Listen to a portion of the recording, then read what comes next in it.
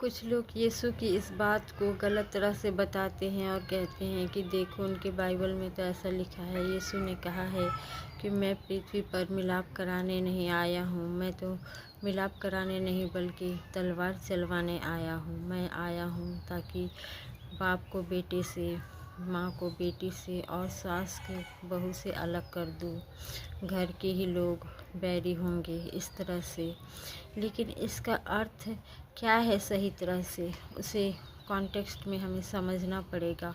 यीशु ने उसके पहले क्या बताया कि मेरे आने से, मुझे स्वीकार करने से तुम्हें ये सब परिणाम भुगतने होंगे। आज हम देखते हैं कि कोई भी अगर यीशु की शिक्षा को ग्रहण करता है या यीशु को अपनाता है, उसके पीछे चलता है, तो घर में ही विरोध हो जाते हैं, विरोधी होते हैं, घर से निकाल देते हैं या उन्हें कोई पसंद नहीं करता है। यहाँ तक कि आज हम देख रहे हैं कि क्या हो रहा है, यीशु मसीह के नाम से ही लोग नफ़रत करते हैं। आज हमें त्योहार मनाने नहीं दिया जाता है। क्यों? इसी के बारे में यीशु ने बात किया था, क्योंकि यीशु सत्य है, वह जीवन है और यीशु में कोई पाप नहीं। अगर हम किसी से कहें कि यह काम गलत है, मत करो, यह पाप है, गलत है, तो उसे बुरा लगेगा और वह विरोधी हो जाएगा।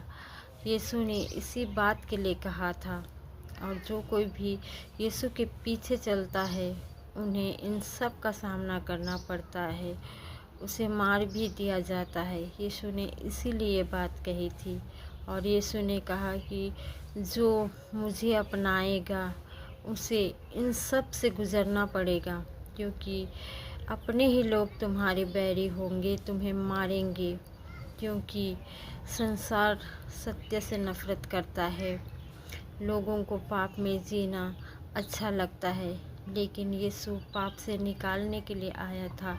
इसीलिए यीशु के चलने वालों को भी, उनके पीछे चलने वालों को भी ये सब नफ़रत से गुज़रना पड़ता है।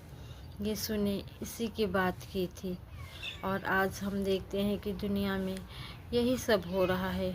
यीशु को अपनाने वालों को कितनी ही तकलीफ़ों का सामना करना पड़ता है, लेकिन यीशु ने कहा जो मेरे लिए अपना प्राण खोएगा वह अपना प्राण बचाएगा, यानी कि अनंत काल तक वह यीशु के साथ स्वर्ग में जीवन पाएगा।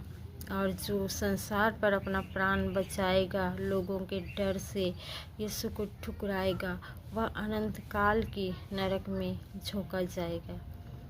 जय मसीह की।